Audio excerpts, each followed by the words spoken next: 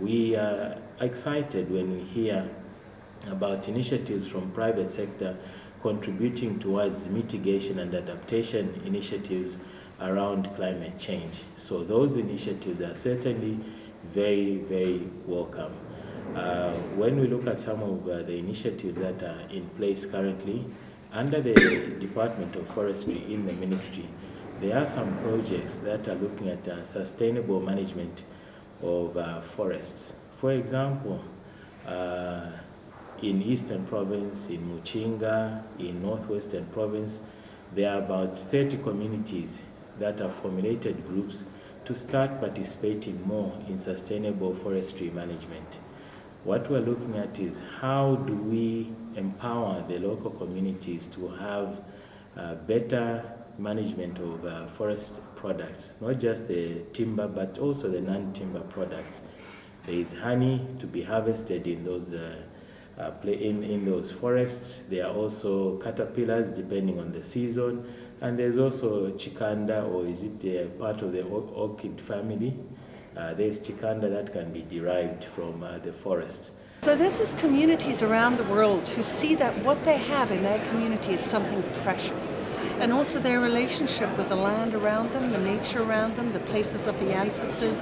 Many communities have sacred sites, sacred groves. So these are very special relationships, and communities' chiefs know that they want to keep this for the future generations. So communities start to consciously design their own sustainable future in the social, cultural, ecology, and economic dimensions of sustainability.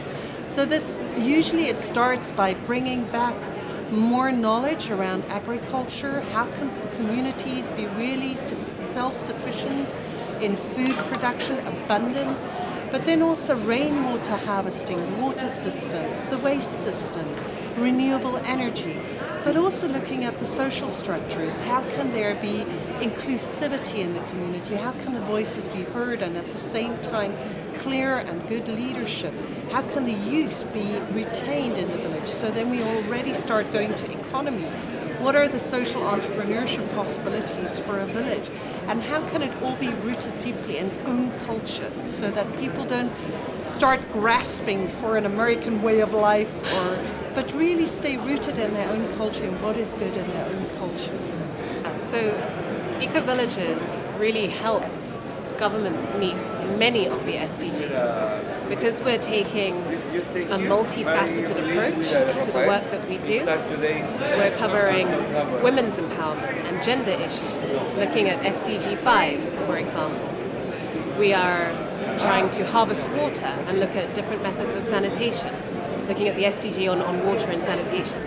And of course, alternative methods of agriculture, climate adaptation and mitigation, so addressing climate action, SDG.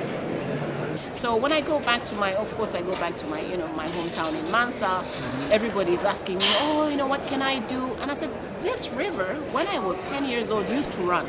It was a full-flowing river.